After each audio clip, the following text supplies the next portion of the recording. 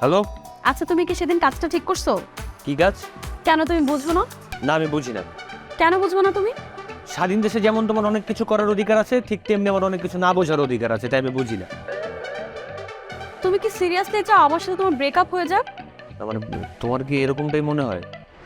না, কিন্তু তুমি তখন কেন বলছো?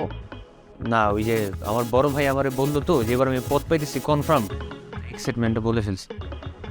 আসলে না, আমি তোমার একটা কথা বলতে চাই। কি বলো না? সরি।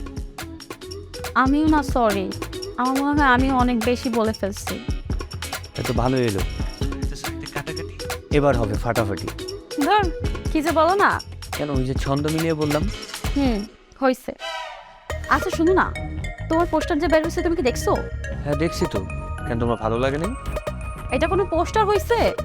কি বলো? সাদা কালো কেন পোস্টার বানাইছো? ওহো, আমি তো কালারফুল পোস্টার করার জন্য টাকা দিছি। ওরা সাদাগুলো পোস্টার করে বাকি টাকাগুলো মনে হয় খায় হয়েছে জন্টর মন্ড মিলা। হ্যাঁ, ও তো তোমার সব টাকাই খেয়ে দেয়।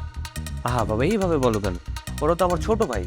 এমন ভাবে বলতেছো যে তোমার থেকে অনেক ছোট, 1-2 বছরের ছোটই তো হবে। এইভাবে বলতেছো কেন? আরে প্রোটোকল দেখো না, প্রোটোকল বলে তো একটা ব্যাপার আছে। ওরা আমার কি পরিমাণ প্রোটোকল দেয় তুমি এটা বোঝো না? হয়েছে, তুমি থাকো আমার প্রোটোকল নিয়ে। মা রাখছি, রাখি। হ্যাঁ আচ্ছা, আরেকটা কথা বলি। না, মা ডাকছি, আমি এখন রাখতেছি। ঠিক আছে, বাই। টাটা।